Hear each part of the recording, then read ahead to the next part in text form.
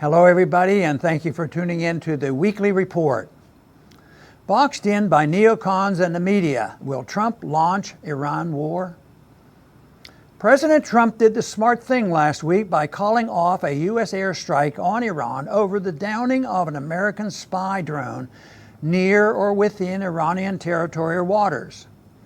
According to press reports, the president overruled virtually all his top advisors, Bolton, Pompeo, and Haspel, who all wanted another undeclared and unauthorized U.S. war in the Middle East.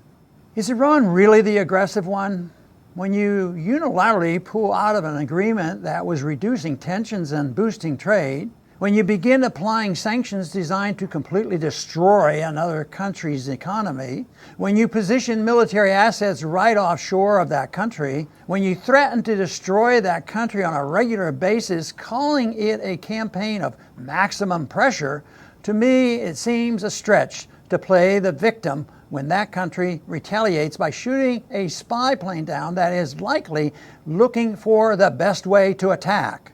Even if the U.S. spy plane was not in Iranian airspace, but it increasingly looks like it was just another part of an already existing U.S. war on Iran. Yes, sanctions are a form of war, not a substitute for war. The media are also a big part of the problem. The same media that praised Trump as presidential when he fired rockets into Syria on what turned out to be false claims that Assad gassed his own people, has been attacking Trump for not bombing Iran. From left to right, with one important exception, the major media is all braying for war. Why? They can afford to cheer death and destruction because they will not suffer the agony of war. Networks will benefit by capturing big ratings and big money, and new media stars will be born.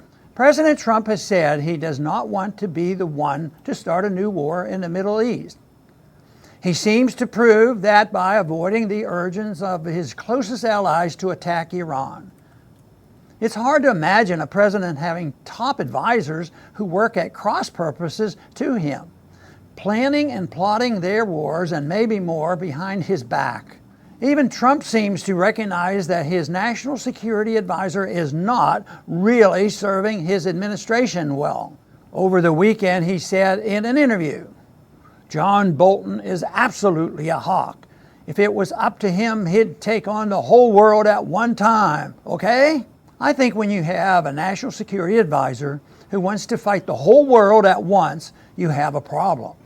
Does anyone believe we will be more secure after spending a few trillion more dollars and making a few 100 million more enemies? What does victory even look like? President Trump is in a bind, and it is of his own making. Iran has shown that it is not willing to take its marching orders from Washington, which means maximum pressure from the U.S. will not work. He has two options remaining in that case. Risk it all by launching a war or make a gesture toward peace.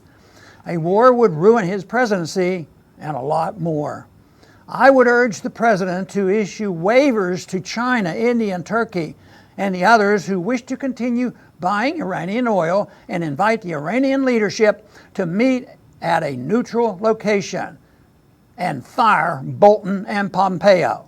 Thanks for listening.